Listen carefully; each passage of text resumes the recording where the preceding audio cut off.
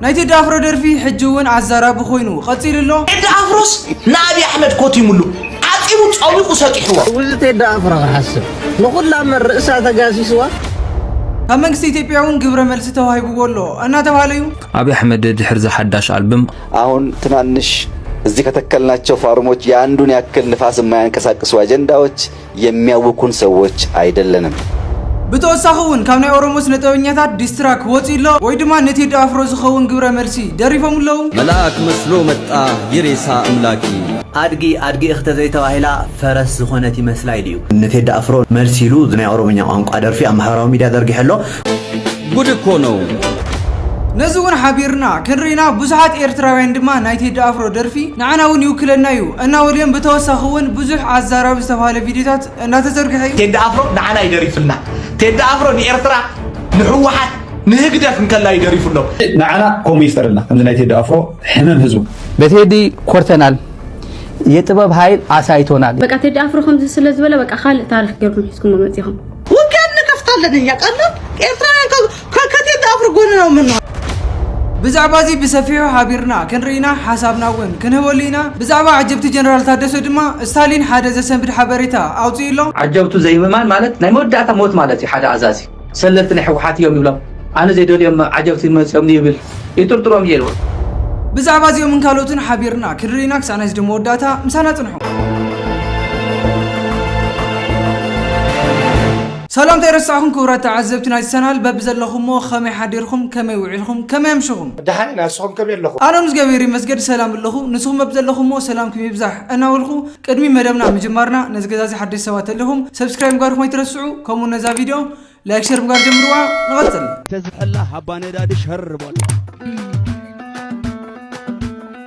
اشخورات تعذبتي كميتو مدبنا كخوننا بتبطعمي ازارا بخوين زلو نايتي دافرو غداينا كنجمر كم زفلت يدافرو بقدمت مالي ابيلو حدا البوم زرغي حنيرو اتا البومون ببزحات حزبي تسمعنا ترخيبو تقبالنا ترخيبو بمليوناتون او حصير اوان تراييو بونصار دما اتي بوليتيكاو تحسو زلو ودرفو ببزحات ازارابي غيرو مولو كمون بمنግስት ኢትዮጵያ መልሲ ተዋሂቡልሎ እና ተባለዩ እስቲ ሓንቲ ቪዲዮ ኔትወሪና ንመለስ ብማቱ ወይ ንጽል ደርፍታቱ ዝመርጾ ማርስታት ልዕሉ ኩሉ ድማ ኣብ ዜማን ግጥምን ናይ ምብጻሕ ዓቕሙ ብብዙሓት ዝድነቕ ቴዲ ኣፍሮ ነዚ ሓድሽ ኣልበም ቅድሚ ምዝርግሑ ምስ ኣርቲስት ቴሌቪዥን ዝግበር ዝተሓሰበ ቃለ መሕተት ብምኽልካሉ ኣዛራቢ ኮይኑ ቀኒዩ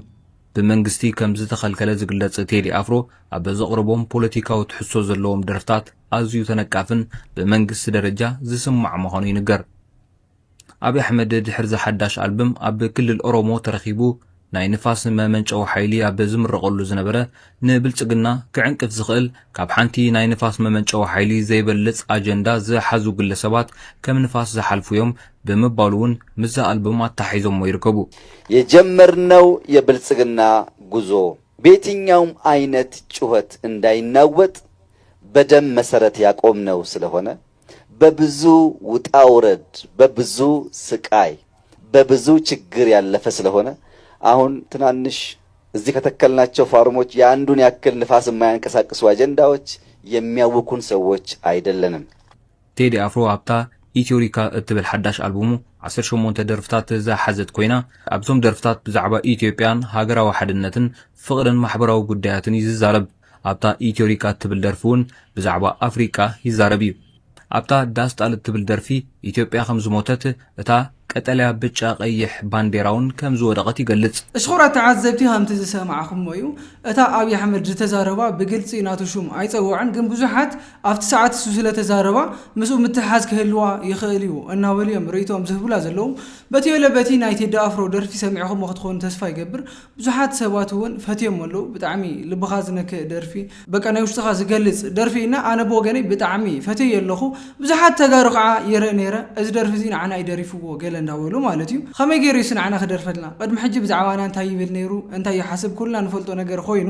እዚ ደርፊ እዚ ድማ ንባዕሉ ይደሪፎ ዘሎ ንሱ ተሰምዑ ተዛሪቡ ዘሎ እምበር ንትግራዋይ ዝውክል ኣይኾነን ግን ከዓ ከም ተጋሩ መጠን ተብልዕለና ዝወረደ ግፍዒ ከም ንዓና ዝተረፈ ጌርና ሓሲብና ክንሰምዖ ንኽእልና ምክንያቱ እቶም ግጥምታት እውን ብተወሰነ መልክዑ ንዓና ክውክል ይኽእሉ እዮም ክትብሉ ትኽእሉ ኢኹም እምበር ካብ ወፃ በቃ ታርጌት ገይሩ ንዓና ይደሪፎም ዋል እዚ ትኽክል ኣይኾነን እስኪ ኣው ከለኹ ድማ ነዚ ደርፊ እዚ ካብ ኦሮሞ ስነ ጥበበኛ ሚድያታት ግብረ መልሲ ተባሂብዎ ዲስትራክት ዝኮን ደርፊ ብትማሊ ምሽት አይ ቲንክ ሰዓት 8 ናይ ሌቲዮም ለይቆምና ብጣዕሚ አዛራብ ኮይኑሎ ገና ብስተለቀሉ ሰዓት ብጣዕሚ አዛራብ ኮይኑሎ ነቴዲ አፍሮውን በቃ ሮስት ገይሮምሎ ዳርጋ ኢና ክንብሎ ንኽእል እስቲ ካብቲ ደርፊ እታ ብጣዕሚ አዛራቢት ዝኾነት ግጥሚ ከንበልኩም ጉድ እኮ ነው የሀገር ካባ ለብሶ የመንደር ሰባኪ መልአክ መስሎ መጣ የሬሳ አምላኪ ኢሎምሎ ብጣዕሚ አዛራቢት ኮይና ዘላ እዛ የሬሳ አምላኪ ትብልያ እዚ ከዓ ቴዲ አፍሮ ብጣዕሚ ቀዳማይ ናይ ሃፀይ ሃይለ ስላሴ አድናቂ ንዑ ብጣዕሚ ስለዝፈትዎ ብምክንያቱም የሬሳ አምላኪ ኢሎሞ ዘለው ክቅጽል ይከፈት መዝገቡ ታሪካችን ይታይ ሀገር ማንገነባ ማነው ደግሞ ገዳይ ባንድ ሀገር ሲሸጥ ባልቻ በጎራዴ ለይተን እንወቅ ጀግናና ነጋዴ ለሀገሩ ብሎ ህይወቱን የሰዋ ይመስክር ታሪኩ ይናገር አድዋ ምን ያደርጋል ወሬ ቃላትን መደርደር ሞትን ሳንፈራ ወድቀናል ለሀገር አፈር እየላስን አበቃን ለበርገር እኛ ያቀናናት ገና ታብባለች ጨፍላቂዋ ሀገር እውነትም ሞታለች ብዝብልዮም ሰሪሖማ ዘለው እዚ ድማ ካፍቲ ደርፊ ዝተወሰነ ፓርቲ እምበር ብጣዕሚ ንውሕ ዝበለ ደርፊ እዩ ከምኡውን ናይ ኦሮሞ ቋንቋ ትሕዝቶውን ኣለዋ እቶም ደረፍቲ እንድሕርዳ ዘይፈሊጥኹሞም ድማ ብጣዕሚ ህቡባት እዮም ብኦሮሞ ብጣዕሚ ተሰማዓነት ዝረኽቡ ፍሉጣት ስነጥበበኛታት እዮም እቲ ሓደ ጥራይ ኳስ ናይ ባዕሉ ደርፊ ልዕሊ 47 ሚልዮን ለተሰማዐሉ ሰቢና ደሓና ዝበሃሉ ሰባት እዮም ነዚ ደርፊ ደሪፎምዎ ዘለው እዚ ከዓ ከምቲ ትሪእዎ ዘለኹም ናይ ኢትዮጵያ ፖለቲካ ናብ ዘርኢ ዳርጋ እናተኮረ ዝኸድ ዘሎ ብዘርኢ ምክፍፋል ከስዕብ ይኽእል እዩ እናበሉን ብዙሓት ሓሳቦም ይህብሉ ኣለው እስቲ ብዛዕባ እዚ ዝተዋሃበ ሓሳብ እኒአ ሰሚዕና ንመለስ አድጊ እኽተ ዘይተባሂላ ፈረስ ዝኾነት ይመስላ ኢሉ እዚ ትሪእዎ ዘለኹም ናይ ኦሮምኛ ቋንቋ ደራፊ ገላና ጋሮምሳ ኣብ ማሕበራዊ ሚድኡ ጽሒፉ ብደምቐጻል ድማ ብከምቲ ትሪእዎ ዘለኹም መልክዑ ነቴዲ አፍሮ ነቲ ዳስጣል ዝብል ዝኸውን ደርፊ መልሲ ኢሉ ናይ ኦሮምኛ ቋንቋ ደርፊ ኣብ ማሕበራዊ ሚድያ ዘርጊሕሎ ብዙሓት ኦሮምኛ ቋንቋ ዝዛረቡ ሰባት እቲ ሕዲ እዚ ዳስጣል ዝብል ኣብ ናይ አዲስ አበባ ከተማ ምልክቱ ኣብ ማሕበራዊ ሚድያ ዘርግሖ ደርፊ ቴዲ አፍሮ ንኦሮምኛ ቋንቋ ተዛረብቲ ጽቡቕ ስምዒት ክፈጥረሎም ኣይከኣለን ዓብዪ ዝኾነን ከቢድ ዝኾነን ተቃውሞ እዮም ኣብ ልዕሊ ቴዲ አፍሮ ዘርእዩ ዘለው እቲ ሕዚ ናይ ኣብ ማሕበራዊ ሚድያ ተዘርጊሑ ዘሎ ናይ ቴዲ አፍሮ ደርፍታት ከቢድ ዝኾነ ፖለቲካዊ ክርክር ዝፈጥር ዘሎ ቴዲ አፍሮ ኣብ ኢትዮጵያ ኮይኑ ዝደርፊ ናብ ማሕበራዊ ሚድያ ዝዝርግሑ ኣብ ቴዲ አፍሮ ዝሕድሮ ጽልዋ ይህሉ ዶ እንታይ ዓይነት ህይወት ክመርሕ ፖለቲካዊ ኩነታት ናይ ኢትዮጵያ ናበይ ኣንፈት ክኸይድ ዝብል ሓሳባት ድማ ብዙሓት ሰባት እንዳተዋሃበ ትርከብ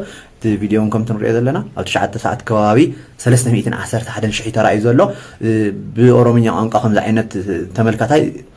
ብዙሕ ተራእዩ ይፈልጥን ቅድሚ ሕዚ በማይተ ሸሓታ ውሽጢ ሰዓታት እዚ ደርፊ እዚ ግን ኣብ ኦሮምኛ ቋንቋ እውን እቲ ብቁልጡፍ ብዙሕ ተመልከት ዝረኸበ ቪዲዮ ኮይኑ ዝቕፅል ዘሎ እዚ ንክኸውን ዝኽእሎ ድማ እቲ ሕዚ ኢትዮጵያ ተፈጢሩ ዘሎ ብናይ ቴድሮስ ካሳኖ ወይ ድማ ቴዲ አፍሮ ደርፍታት ተፈጢሩ ዘሎ ፖለቲካዊ ክርክርን ናይ ብዙሓት ሰባት ኣቃልቦ መሓዙን ዘምፅኦ ክኸውን ከም ዝኽእል ይዝረብ ዘሎ እቲ ኣብ ማሕበራዊ ሚድኡ ዝፀሓፎ አድጊ እኽተ ዘይተባሂላ ፈረስ ዝኾነት ይመስላ ዝብል ምስተላግን ብዙሓት ሰባት ኮመንት ክህብሉን ናይ ብሄር ምክፍፋልን ዝፈጥር ኮይኑ እዩ ተረኺቡ ከምዚ ዓይነት ፅሑፋት ማሕበራዊ ሚድያ እዞም ስነ ጥበበኛታት ምዝርግሖም ነቲ ህዝቢ ናብ ሓደ ዘይኮነስ ናብ ዝተፈላለየ ስምዒት ከምርሖን ክኸፋፍሎን ከም ዝኽእል ይዝረብ ዘሎ ብዝኾነ ኣብ ናይ ቴድሮስ ካሳሁን ደርፍታት ዘለኩም ሓሳብ ኣብ ኮመንት ጻሕፉለይ እዚ ደርፊ እዚ ከዓ ብዙሓት ኦሮምኛ ቋንቋ ዘይሰምዑ ሰባት እንታይ ዓይነት ትርጉም ክህልዎ ይኽእል እንታይ ዓይነት መልሲ ክኸውን ይኽእል ዝብል ሓሳብ ፈጢሩሎም ብዙሓት ኦሮምኛ ቋንቋ ዝኽእሉ ሰባት ንኽትርጎመሎም ዝሓቱ ዘለው ኣብ ማሕበራዊ ሚድያ ዘለው ኣዘራራብቲ ጉዳያት እንዚኦም ይመስሉ እንተፈቲኹምዎ ላይክ ገበሩ ሽኩራት ተዓዘብቲ ሓበሬታ ከምቲ ዝሰማዓኹም እዩ እዚ ደራፊ እዚ እውን ኣብ ናይ ባዕሉ ናይ ሶሻል ሚድያ ፔጅ ንአድጊ ተዘይልካያ ፈረሲ ዝመስላ ኢሉሎ ብተዘዋዋሪ ንቴዲ አፍሮ እዩ ከሚልዎ ዘሎ በዚ ምክንያት ድማ ብዙሓት አድነቅቶም እውን ያው ኣብ ኮሜንት እንዳኣተው ዳርጋ ኩናት ጀሚሮም ኣለው እቶም ኦሮሞ ነዚኦም እንዳደገፉ እቶም አምሓራ ድማ ነቲ እንዳደገፉ በቃ ግብግብ እዮም እንየውና ብዙሓት ሰባት እውን ንቴዲ አፍሮ ናይ 8 ዓመት ስርሑ ኣብ 8 ሰዓት ግብረ መልሲ ሂቦሞ እናበሉ እናቀለድሉ ነይሮም በተየለበት ግን እዚ ነገር እዚ ናብ ዝኸፈአ ደረጃ ከይኸይድ ብጣዕሚ ዘፍርሒ ምክንያቱ እቶም ደረፍቲ ማለት ወከልቲ ዳርጋ ናይቲ ህዝቢ እዮም ዓብዪ መርኣያ እዮምና ንሶም ከምዚ ኢሎም ተጀሚሮም እቲ ህዝቢ እውን ናብ ከምኡ ዓይነት ዘየኣተሉ ምክንያት የለን እንዳበሉ ይፅሕፉ ነይሮም እዚ ለኹራት ተዓዘብቲ ኣብኡ ከለና ካብ ጉዳይ ናይ ቴዲ አፍሮ ከይወፃና ብዙሓት ኤርትራውያን ነዚ ደርፊ ነናይ ባዕሎም ትርጓመ ርእቶ እንዳሃብሉ እዮም ዝርከቡ ሓደ እዮም ድማ እዚ ደርፊ እዚ ንዓና ይውክለና እዩ እንዳበልዮም እስኪ ሜሪ ነዛ ደርፊ እዚኣ ብትግርኛ ገይሩ እታ ግጥሚ ኣቕሪብዋ እኒአ ሰሚዕና ንመለስ ዳስትኸል ልበይ ንሓዘን ናይ ውሽጠይ ክንደይ ሰብ በፅሓካ ክንደይ ኢሉ ክንደይ ጊዜ ኣሎኒ ክዕረዩ ገና እናበልኩ ነፍሰይ ይባሃሰኹ ነፍሰይ ይባኣሕሰኹ لكا خمزيو مصنات هنالك حلفت هاجر زمتتو أبي كيدو يحتل وحج من ترسو يخيد دنيو لكا عبز خودو يبولون سب مسرق فسنام صباح كحيشو كبل كمود عشا نفسه يتحديقس قبر غفل بخاشا يقون سنقون هيبو عبغزو زللو إنها اللو إلفي كما يتم كخولو عند فراريسو إننا نتقبل حسي إننا لحقن هاجر زمتتوس كبلو أبي كيديب كيدو أبزع عبو خلو قشت زعبين نقول وانا تغيرا كم زي بالله هاجر إلوه زتنا حكوها تفتينا بحوها الحل كميل دنينا كالعلا بانديراي قدينانا أددخا أنقايدو زما أجر ناي كلو ديكونن بمولو زهاجري نسلنا صنت نصوفا حلوفا نخل أحجبهم ما نبرخاو تيوم زاسب نختم آتيريوا وزحات جدانو وديقوم بعرر بنابال نديدوم أيقرم بيت وتم زعوتو دما أبقر والا حتيمهم إذا سكل تموتيو منمو ينتسئلهم منمو يبكيلهم اغتا ورق يكونن عبزيبتو نبقي عيتغمن عيتبالو خمو إذا خلا ودبات قره ودقره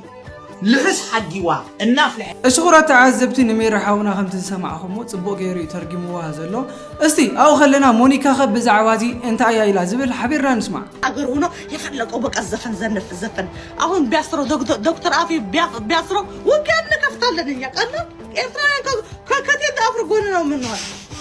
ጎበዝ ወዳለሁ እኔ ጎበዝ በቃ ጎበዝ ደስ ይለኛል በቃ ጎበዝ ደስ ሽንታም አልወድም በቃ ሽንታም የሆነ ስብ ያስጠላኝ ጎበዝ እንደ ቴዳ አፍሮ ግን አይ ላቭ ዩ ቴዳ አፍሮ በቃ እሱ ጎበዝ ነው ውጭ ሀገር አሜሪካ የተቀመጣችሁ የኢትዮጵያ ብዙ አላችሁ ኢትዮጵያ እነ ብዙ ሰይጣን ይጥራችሁ ስማችሁ እናንተ የተናገራችሁትን አሜሪካ በፍሪደም ኦፍ ስፒች ያለበት ሀገር በሰላም የፈልጋችሁት የምትናገርበት ሀገር ያላችሁ እርስ በርሳችሁ በቃ የክልል የትን የአማራን ወለየታን እንደዚህ ነው በትክክል ላይ ያላችሁ ህዝቡን ተባለበናት እሱ ግን አያችሁ ወንድ ነው በቃ የወንድ የአፄ ቴዎድሮስ ልጅ የፈይሳ ሜሳ ልጅ ነው ይሄ በቃ እዚህ ቴዲ አፍሮ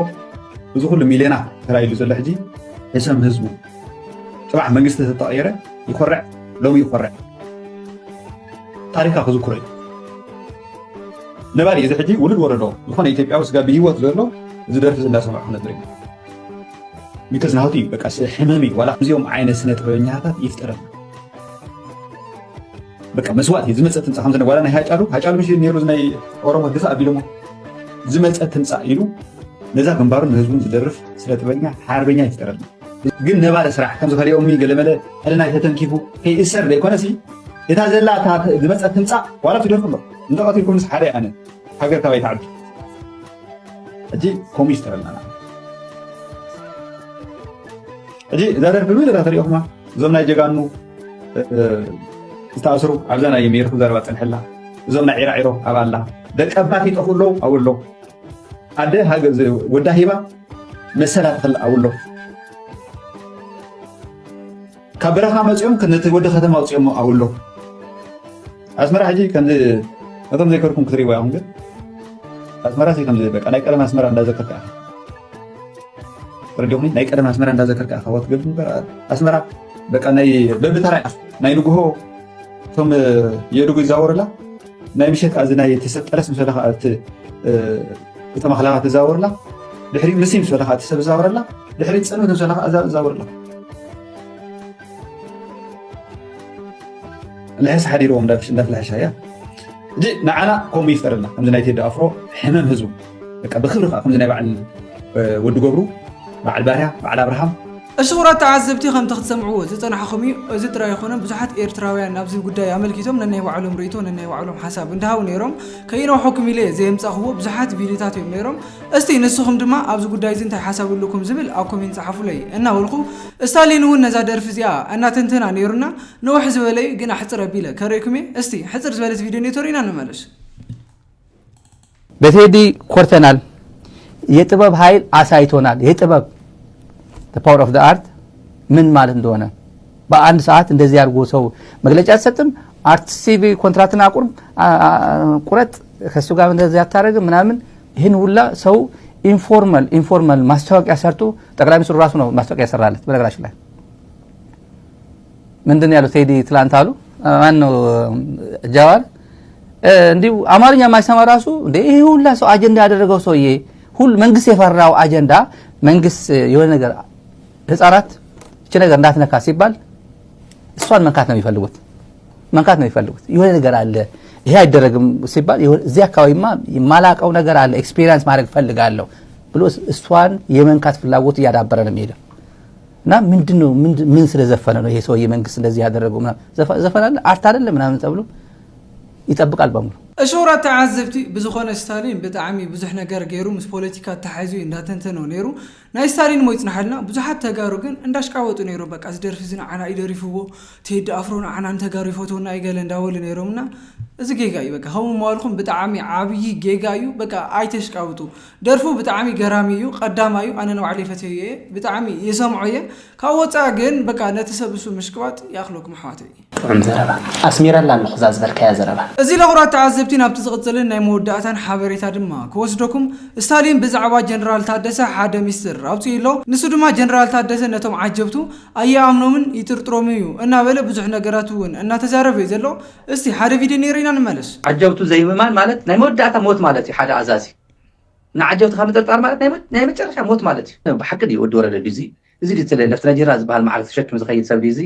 ኢኻ ትብል ሰይ ብልጽግና ሰባት ከውግዕ ተሎ ንስቶም ምሩኻት ከውግዕ ተሎ ትማሊ አይኖ ካብ ቀደሙ ምሩኻት ፋታው ምሩኽ እዮም ዝብሉ ካብ ቀደሙ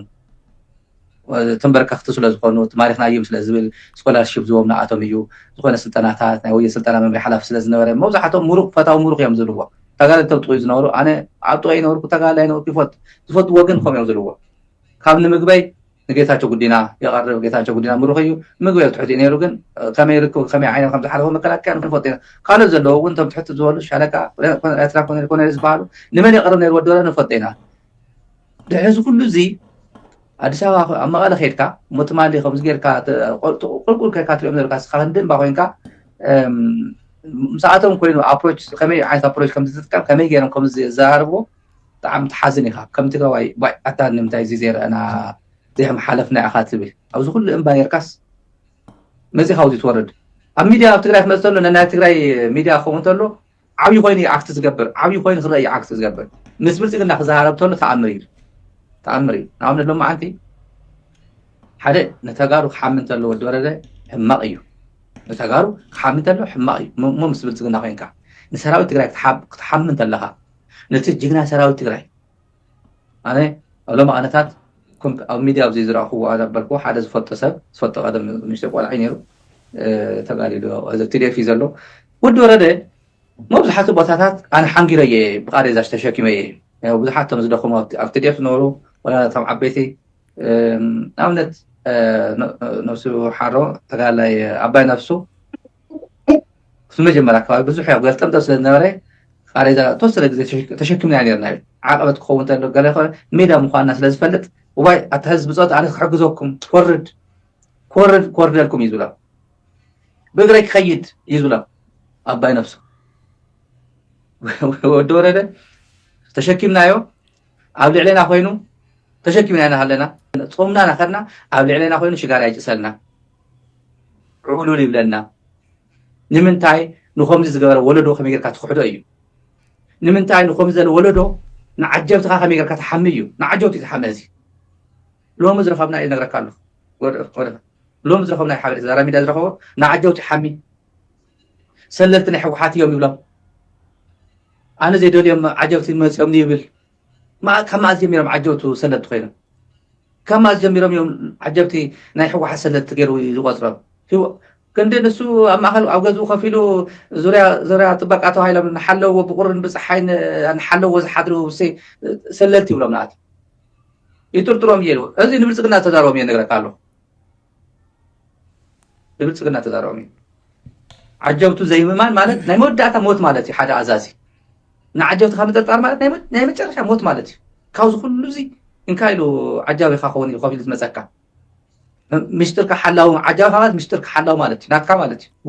غوركاز حلو جمنا خاز حلو ما عجاب الشورى تعذبتي خم تاخذ سمعوه زي صنحكم يو ستالين بزعباتهم عجبتي نا جنرال تادسه ود ورديو اندا تزارب صنح زلو بزخونه جنرال تادسه دحريتا سلطانو منوحا بزعبو بزح نغفيتان صلمن اندا سمعنا ينزلنا بزح نغرات ون اندا تبهاليم زلو جنرال تادسه نزا ملكيتو ابقرواوان مغلص كهبيو انا تبهالي زلو ازي لخورا تعذبتي نايلو ما انت مدبنا انت صافي جزراخمات نيرا أبزغتل بخالي فيديو بخالي مدب تميسناك سعند الراقب سسناين عاهم دحقني إلي بيس أوت